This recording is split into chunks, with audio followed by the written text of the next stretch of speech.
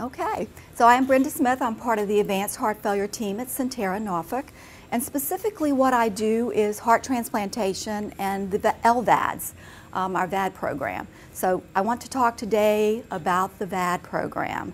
And it's almost the kind of urgency with getting this word out to everyone in the community, not just Virginia Beach, but our whole Hampton Roads area.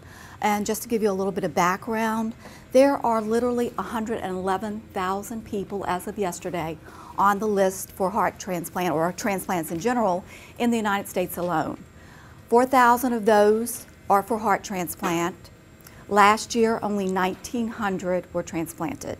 It's been pretty flat over the last 3 or 4 years with looking at 2,000 to 2,100, but last year actually went down in the numbers to 1,900. So with that, we've seen a complete acceleration in the ventricular assist device program. And what that does for patients is it allows them to be bridged to a transplant as the waits for hearts are longer. If you are an O blood group, how many O's do we have in here? Ugh.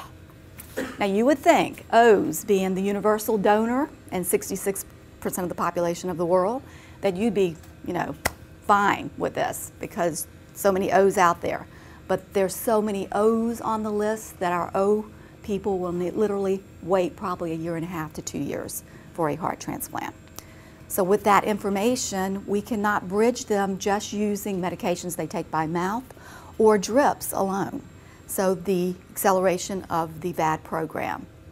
The other thing with these patients, we now have a destination therapy program. So what's destination therapy? We are really into acronyms. DT, you hear DT everywhere. So that would be people that are too old for a transplant, because at Norfolk General we transplant between 15 and 68, the end of your 68th year. So people that are over 68, but they are in good health other than their hearts with a heart failure, can be eligible for a VAD that they will live out the rest of their lives with. So that is a destination therapy. And because of that program, we have done 48 last year, VADs. This year we've done 25 so far. And these people will be out in your community.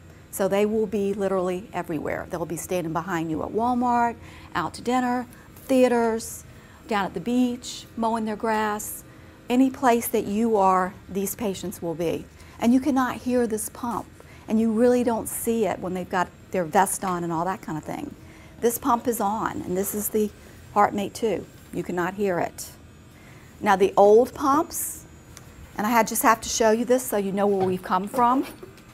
This is the HeartMate 1 compared to HeartMate 2.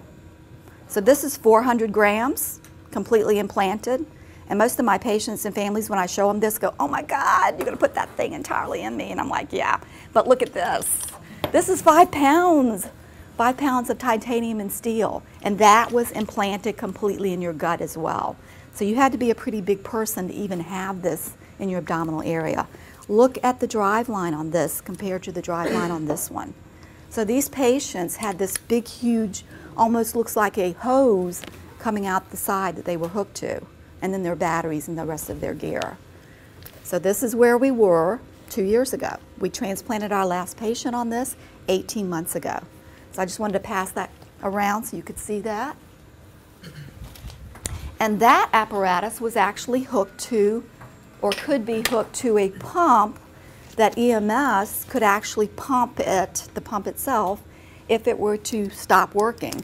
I call this the Suzanne Somers Thigh Master because you have to, and it's very complicated. I can't even imagine EMS or the families doing this in an emergency situation. This hooks to that pump, and then they have to literally push down the button here, count to 10, so they prime it, and then they start pumping it, like this. So they would keep pumping this all the way to the hospital. So the Suzanne Somers Thigh Master. This pump doesn't have any backup, which is kind of scary for people thinking, okay, we've got this pump inside, and this is hooked to the bottom of the left ventricle, the apex of the ventricle. The pump itself sits in the left upper quadrant here. The cannula, the outflow cannula, underneath the sternum to the ascending aorta. The Driveline, which is literally the patient's lifeline. This is what has to be protected at all cost. Tunnel through the abdominal area, coming out the side underneath the rib cage, and hook to a controller and batteries if they're out in the community. So Lifeline. This is what never can be disconnected from their power source or their controller, because if it is, the pump stops. Now this pump, unlike the other pump that you saw and the pumps in the past, is a continuous flow pump. So it's axial flow, goes like this. When you see the video, it will show an animation. So it looks like almost like a submarine propeller, because it's like this. So continuous flow. So think about continuous flow through the vessels, arteries, veins, as the other pumps have valves in them that actually beat like the heart. Continuous flow. So what would that mean for emergency 911 first responders when they go to a call for continuous flow? They're not going to have a pulse, sci-fi, right? Sci-fi. They're not going to have the standard blood pressures that you would get with regular patients. So it's going to be a little bit different when you respond to these patients in a 911 call. So continuous flow compared to valvular. And with the valves, the other thing that would happen with that is the valves would wear down and wear out. So a lot of our patients that had that pump ended up having to have more than one pump while they were waiting for their transplant.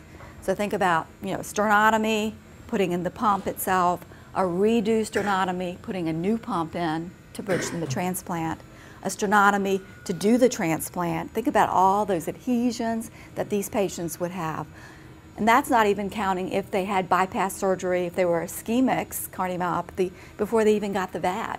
So they could have 4 or 5 surgeries before they even got their transplants with that particular one.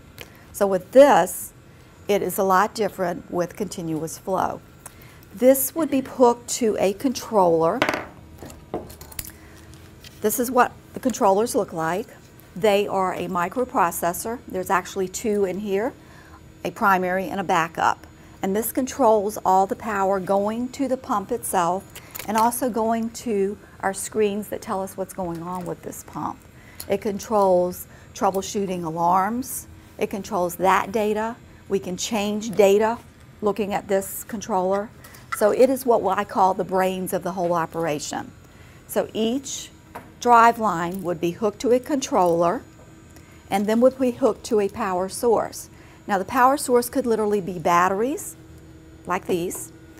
It could be their power base unit hooked to the wall. If they're out in the community, then you're going to see the patients hooked to a battery source. And these batteries actually last probably a good 8 to 12 hours depending on the patients and how active they are. One of my patients said she gets 16 hours with those batteries, and I'm thinking to myself, she must be sitting home with the video controller watching TV, because if she's getting 16 hours, she's not doing too much to not really use more than that. But somebody that is walking and outside mowing grass, we have some patients that are doing yard work, we have some patients that are riding motorcycles and doing all those kind of things, then those patients might not get but 6 hours on their batteries because they're using more energy with the batteries. But standardly, anywhere between 8 to 12 hours. The patients also could be home with the old set of equipment. We now at Norfolk don't have anybody out on the old equipment, but there could be other centers around here that have patients in this area. MCV does this. UVA does this, Inova Fairfax. We are a resort area. So you have people coming in from all directions that could be here on vacation and have the old equipment. And those batteries, 3 to 5 hours. At the most, 3 to 5 hours.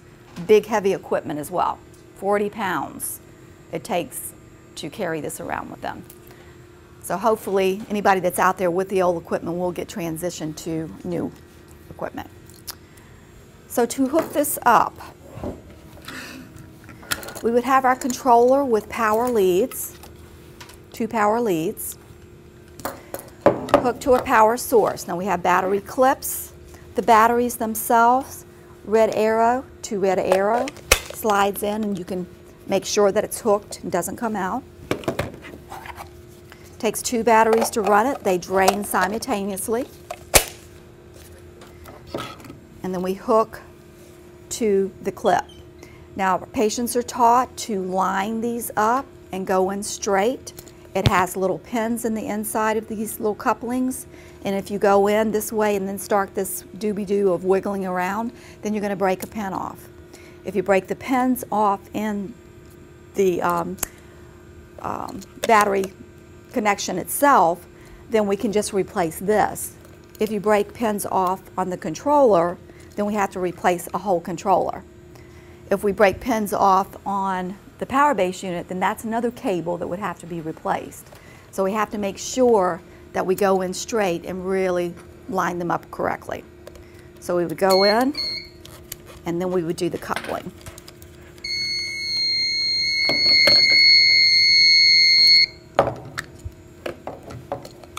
So 2 batteries. And now we're hooked to the controller. You can see from the controller itself that now we have a solid green light that's telling us that we have power source. We have energy to both sides of this. If I were to disconnect one side, say the battery slipped out, battery stopped working, something happened, then that's going to start flashing to say you've got power, but you've only got power to one side. So it'll make sure that's a solid green light. Another thing you see now is a red heart that is flashing, and right now it's going to alarm every 2 minutes because I don't have the Driveline hooked from our patient into this. So it's going to tell us you've got 3 things that are wrong here with this red heart alarm. We don't have any flow, which we don't because we don't not hooked to a pump. We have low flow. We have a disconnection, or the pump is stopped.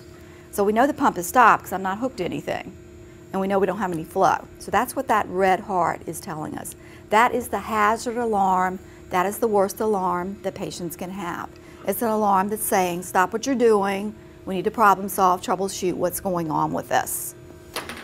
With someone that's out in the community, if that patient were to go down behind you in Walmart, you turn around, you see him down, you see a bag that looks like this, hooked to a Driveline, then you know, you can say, I know, that's a VAD, I can help, right? Like, I know CPR, I can help. So you'll be able to notify someone. You'll be able to look for a card or a phone number to be able to call and look for that red heart alarm to say, is it a disconnection? Do we just literally start from the most obvious and start making sure connections are tight and nothing is slipped out? Okay, I'm going to hook now the Driveline into the controller. There is a black dot here that hooks to the black here. And it actually has a lure lock that closes.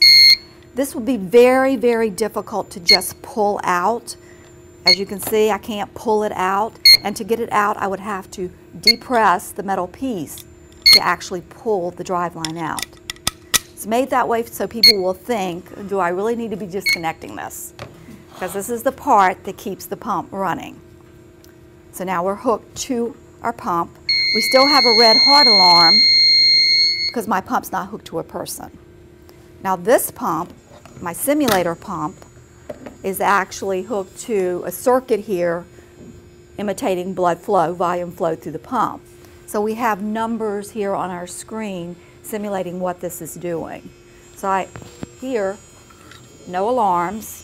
We just have the green light saying we've got power and everything's okay with this controller and with the pump itself. Okay. On the screen, now the patients will have a power base unit like this at home, but they will not have a big screen like this at home. They will have a small screen that looks like this one, has the same data on it, the same numbers, the same pump flows, but it's not going to be a screen that's big that's also a touch screen. With this screen I can literally turn this pump off. I can up the speed of the pump. I can lower the speed of the pump. So we don't want patients home with this. What would happen? Husband got mad at wife. Pump off. Can you see it happening? hand over the credit card, pump off.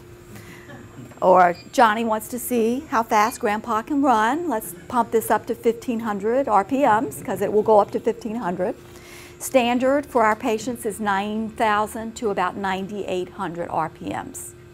That is the only thing that's actually set, that we set on this. So you'll see the pump speed of this right now, 95, 9,600. And it can fluctuate 150 RPMs through the day as the patients are doing things. The rest of the numbers that you see are calculations. The pump flow is a calculation of that speed and the pump power itself to run this. We have a pulsatility index. That's a calculation of minimum flow through this pump times the maximum flow over the average flow times 10. So it's a calculation. One of our doctors would say, put a piece of tape on that. That's not going to matter to anything. But we are looking at the whole picture. If this patient calls 911, first responders, because they've had a syncopal episode or they are lightheaded and dizzy, and we hook them up to their screen where we can see the numbers, then we might see a pulsatility index that's low, 1.9. That's low because I probably don't have enough water in here. As you can see, there's a lot of bubbles. And then if their pump flow is down to, say, 3 and they've got a red heart alarm, or 2.5 and they've got a red heart alarm, then we know we've got low flow going through this pump. What does that mean? For you guys, that could simply mean dehydration. What's it going to be outside today? 100 degrees, humidity, patients are out there, quality of life, that's what we do this for. Not drinking enough fluids. It's very hard, especially for the older patients that have been CHF patients for years and years, because they have been fluid restricted. 1,200, 1,500 cc's fluid restriction. So we give them this pump. I say to them before they go home, you got to drink a lot of fluids. That one bottle of water is not going to do it. I want you drinking, drinking, drinking. You need to keep a 6-pack, 12-pack of Gatorade in your refrigerator at all times. And they look at me like I've got horns. Are you crazy, woman? I am a heart failure patient. I've always restricted my fluids. So they don't really believe us when they first go home until they've had a couple of admissions in the hospital and they need to have 2 or 3 liters of fluids administered, and then they get it. I have one little lady that they nightingaled her to us from Matthews County. And she just loved it because she was awake and alert and pump's working. It's working, so her brain's working. But she was hypotensive and had a syncopal episode, passed out in the yard. Gets to our AHF clinic and I'm kind of fussing at her to say, what are you drinking? How much are you drinking a day? And it had been her 3rd admission for dehydration. She looks over at her tray. She sees the salt packet. She opens it, pours it in her hand, and starts this. Because we also don't restrict their sodium when they first go home for the same reason. What does sodium do? Helps with the volume status. But she didn't have any admission after that. She got it after the 3rd admission. Got a drink, I got a drink. Usually, typically, say last year, we admitted 6 of our VAD patients in one day because of dehydration. It was 95 degrees outside, they were all outside doing things and just not drinking enough fluids. And if they don't drink enough fluids, this pump is very preload sensitive. So it has to have to push through a volume. And then the afterload is important as well, because the afterload coming through the outflow cannula is what's pumped to the rest of the body. So it's very, very preload sensitive. It's got to have that forward flow. If they're not drinking enough, then this is going to get very upset with them and it's going to start alarming. So those are the calculations. The pump wattage. Now that would be how many watts it takes to run this. Typically anywhere between 4 to 8 watts. Now think about remember those old-timey Christmas tree lights that were big? Takes 7.5 watts, 7.5. That's all it's taking to run this pump, not that much. But say all of a sudden the patient got up one morning, not feeling good, and I hate those words when they call the clinic and say, I don't feel good. I can't tell you why. Everything seems to be okay, but I just don't feel good. And when they plug up to their system, their pump wattage is 12, where it's usually 7, 8. What would you think that would mean?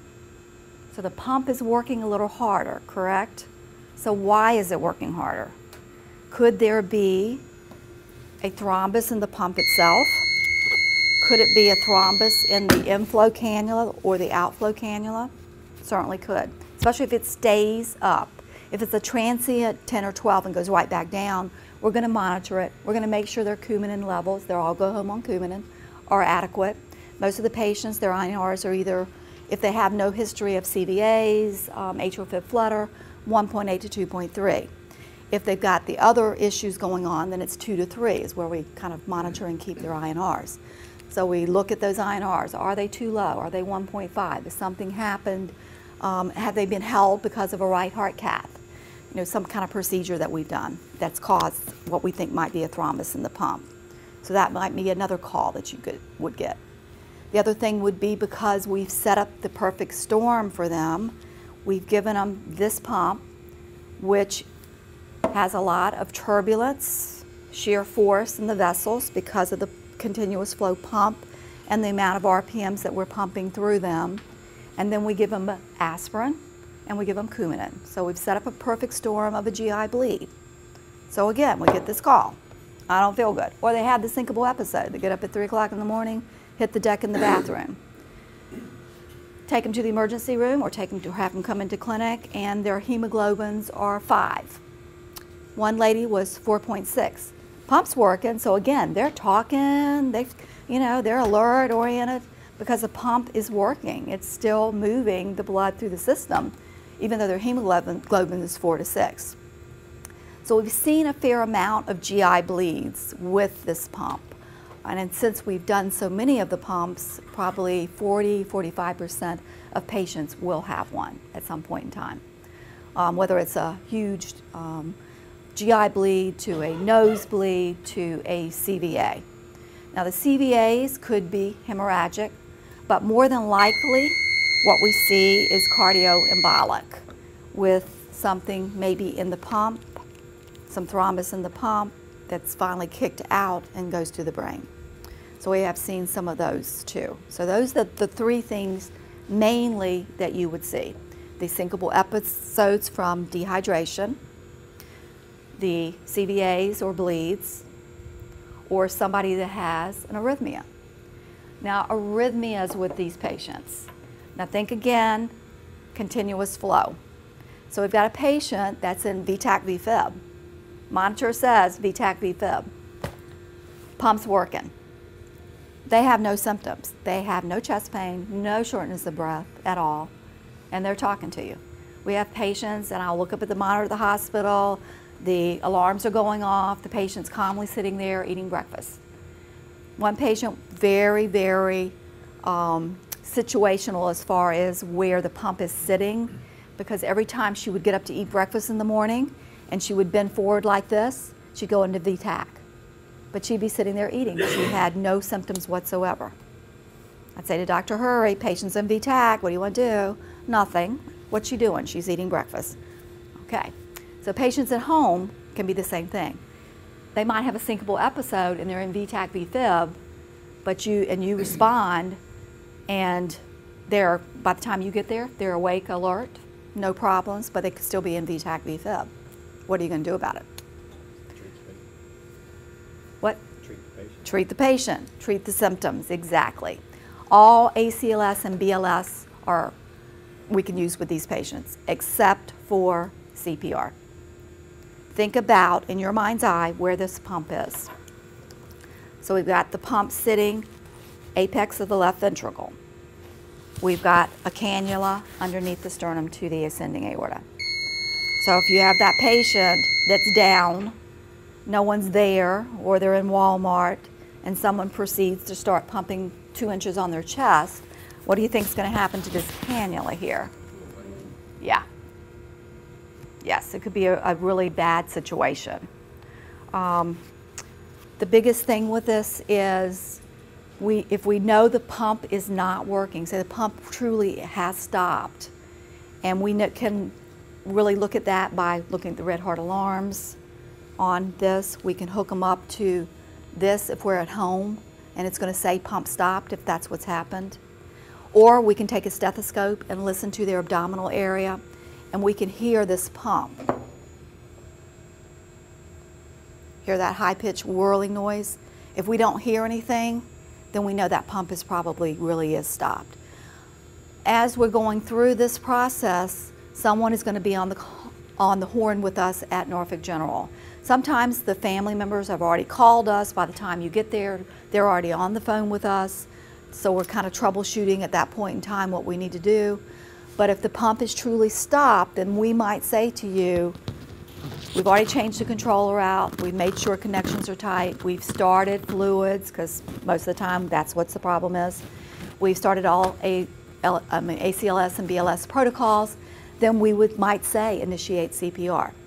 At that point in time, you've got to visualize where these pumps are, kind of stay off the center of the chest, go over up and to the left. And what you're essentially doing is priming this pump. We're not going to do that vicious 2 inches down. We just want to get enough blood flow going through this inflow cannula to keep the blood going in the right direction. Because once this pump stops, we will have retrograde flow back through the pump into the cannula tubing. And then it's going to stop and it's going to clot off. So that's what we just need to do, is prime the pump and keep it going and get them to us. Because we're going to have to open the chest, we're going to probably have to replace the pump. Now, people say to me, EMS says to me, okay, is that really, are we going to save them? You know, it's happened elsewhere. We've not had one down here that we've had to do that with, but it's happened in other places that they were able to get the patient to the ORs and save their life. There was a 15-year-old in North Carolina, Duke area. Of course, he was close to the hospital. He had an accident on his skateboard, severed his driveline, and they were actually able to get him to the OR in time to replace the pump. So it can happen. These leads can be fractured in here, where it's not a complete cut itself, but something is shorting out. So they've actually taken patients to the OR where this was actually on the gurney, not the patient themselves. And they've had a Thoratec rep engineer, and they've had a welder, and they opened this up and they've welded the actual line that was broke. There are 6 wires in here. 3 are redundant wires, 3 are the main wires that go to the controller and the pump. So if one breaks, depending on where it is and what the line is, it can short up against the sides of the other wires.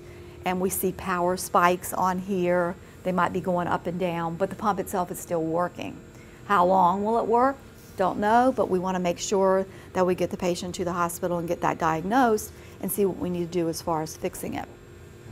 There is also a non-grounded power plug that can go from here to their power base unit that we've had 2 patients now that have fractured leads inside, and they are using this non-grounded power cable to keep it from power spikes up and down. We've still got them in the hospital. Haven't sent them home yet. Well, we know we can't keep them in the hospital for 2 years, and they're O blood groups, so we will eventually have to transition them to home. So another reason for getting out to the community to let them know, okay, we've got a patient in your community with this pump, fractured driveline, line in here somewhere, and we've got a non-grounded plug that they're hooked to, and we don't know how long it's going to last. The other option would be change the pump out. That's putting them in another big surgery to change this pump out. We've got them listed as a status 1A on the list, the highest on the list that we can go. Hopefully we will get them transplanted soon, quickly, and that way it'll be a non-issue. But things happen with this driveline all the time. There was a guy in New Jersey coming out of his grocery store. Now these patients are driving, they're independent.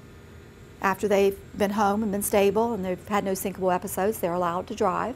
So they are behind the wheels of their automobiles out there by themselves. So he had gone to the grocery store, came out with his little cart, walked over to his truck, opened his truck door, went to put his groceries in, and a wind blew at that time and closed the truck door on his driveline and severed it right in half. Now he was out there, he was alone, so by the time people got to him, he didn't make it because nobody realized, you know, somebody's down at their truck, but they didn't know what happened with the driveline, so he didn't make it. So it's imperative that everyone know about drivelines. The patients know they have to guard this with their life. We've had some patients with pulling this in and out of their bags, which is that bag there. They've actually come into clinic with it looking like this because they've gone back and forth. You know, like telephone cords when you're talking and you're getting it all wound up? Well, they will actually come into clinic with it looking like this. If they keep doing that over and over and over again, what's going to happen to wires inside this? Eventually, you know, 2 years down the road, those wires could break. So they really, really monitor their drive lines. When they're doing dressing changes, they need to look it over to see if there's any little holes in it. People get overzealous sometimes with scissors when they're doing dressing changes. Those little scissors with those really pointed edges. So they can nip one of these, the outside covering, with just the scissors themselves. EMS, think about an EMS person going in, not knowing anything about VADs. What is the first thing you're going to do? Cut their clothes off, right? Get the chest so that you can, you know, put your leads on, do your defibrillation.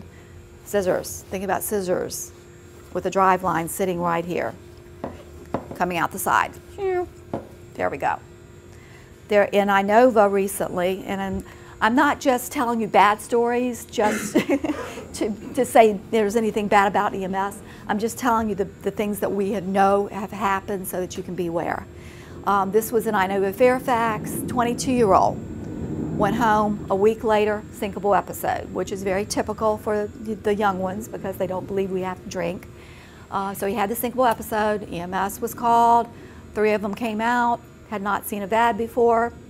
First thing they did, rip open his shirt, start pumping on his chest, and then they disconnected drive line, batteries, to put him on the gurney to take him in. So a 22-year-old that didn't make it. That poor guy felt so bad, and it was just the lack of education, just not knowing what this was and that you never disconnect this unless you're changing out a controller. And that would be us saying we need to change out a controller.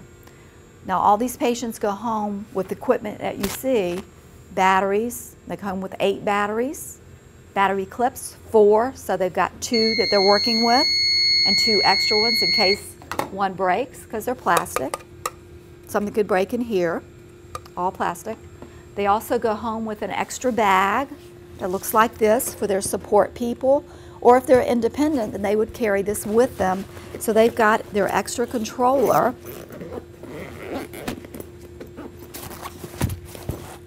It's gone. Extra controller here at all times. It's mechanical, it's electrical. They can stop working at any point in time. So the patients know they've got to have the extra with them. They have extra batteries, extra clips, a card with our emergency number on it with them at all times. The bag that they have looks like this. And in this bag, they will have batteries, clips, and their controller. Now this is one way to carry it over their shoulder. I call this the European man purse. And the guys tell me it's not a purse, Brenda, it's a satchel. So it's a European man satchel. So they can carry it like this, or they can have a fanny pack around their waist. Or there is a company now that's really making a mint. Every one of us should get the pattern and start this. There's a company that makes customized vests. And the customized vests, any kind of fabric they want, any kind of colors, you cannot tell. People, Dick Cheney, everybody know who Dick Cheney is. He has a multitude, of course, of these customized vests. You see him on TV, you cannot tell he has a HeartMate 2. He has the HeartMate 2. He got the HeartMate 2 almost a year ago now. And he is in the news regularly again, doing the round table discussions. He's much thinner. He's got better perfusion to the brain. He's out hunting. I hope his shot is better now. Remember, he shot his friend a couple of years ago? So he's out there with his customized vest and the HeartMate 2. And he's 72 years old, so he is destination therapy. He will live out the rest of his life with the HeartMate 2. So they have a multitude of different ways they can carry this. So look for a drive line coming out the side, hooked to something. We almost had a Sentinel event at Norfolk with a patient that had killed his kidneys off with using ibuprofen. Everybody know about NSAIDs, right? I have to do my little spiel about NSAIDs, how bad they are on your kidneys. So he was using NSAIDs for a toothache, an abscess, and kidneys did not survive it. So he was going down for a tunnel dialysis catheter. And the process, which is a really good one, is when you go down for this tunnel dialysis catheter, that they take you right from that, after you recover, to the dialysis unit to get your dialysis, instead of taking you to the procedure, then taking you all the way back to the heart hospital and then coming back again.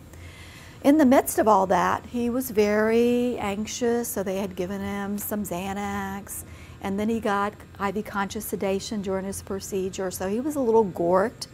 So the nurse in the PACU asked him, "What is that line coming out your side?" And he said, "Oh, it's hooked to my back." And she's like, "I've never seen that before." Didn't think anything else about it, you know, some line hooked to his back. He said, "It's hooked to my back, but it's not hooked up right now." Okay, fine. Then the alarm starts going off. So they're all like scrambling to see, you know, what's this alarm, what's going off? And he said it was to his pacemaker. Again, IV conscious sedation, he's gorked. So then they take him over to dialysis, the alarm's still going off, and the nurse there is like, "What's that?" By then he's kind of coming around and realized that his batteries that he was on were now almost 5 minutes from stopping. Calls over to the heart hospital to the patient, the nurse there, and of course they went running. I mean, they flew through the halls with extra batteries in his extra battery pack. So now we put in multiple layers, new transportation policy and procedures. No one leaves the floor without a VAD advocate. I mean, just multiple layers of this will never happen again. But they know, you know, batteries, they've got to carry their equipment, they've got to have the extra things because it is mechanical and it's electrical and it can stop working. So questions there on that. All right. Hooking to the power base unit. Now this power base unit, without the screen, less than 10 pounds, very, very light. Patient has this at home. They can hook this screen to this power base unit where they can get all the numbers. So when you pick a patient up at home, or even if they're out Walmart and they've got it in the car, then it would behoove you to go ahead and hook this up in your rigs, in your ambulances and rescue squads. It does have the 12-volt cigarette lighter hookup, pretty long. It also has 20 foot of cord, so you can actually hook it up front if you needed to and pull the cord back to the patient, and then be able to see a screen that will give you some information on what's going on with that pump. If there's an alarm going off, it's going to tell you what that alarm is. It's going to say pump stopped and how many minutes it's been stopped. It's going to say low flow if that flow is below 2.5. It's going to tell you all those things that are pertinent to your care and what you're going to be doing even as an emergency person. Making sure you're getting that line and getting some fluid started. The normal saline, 500 cc's, get it going, because usually it's something to do with volume. The other thing you could see would be sepsis. Think about this alarm, this Driveline coming out the side. It's an open invitation to germs just marching right in. Patients are doing sterile dressing at home. Home health starts out doing that with them. Their family members are taught how to do it. We do have a couple of patients that are doing their own, which is a little scary because you're thinking about, looking down, having a mirror, trying to do it yourself. But sterile dressing changes and a Driveline that's coming out your side. If there's trauma to that site, where the Driveline comes out the side, then that nice healed opening could open up, could be bleeding, could have pus coming out of it, but germs will march right in. If the germs, bacteria, get to the pump itself where we have positive blood cultures, then this pump is infected and it will always be infected. No matter how many high-powered IV antibiotics we use, once the pump is infected, it's infected. At that point in time, the only thing we can do is control the infection, and if they're bridged to transplant, then we will status 1A them on the list, make them top of the list, and hopefully get them transplanted.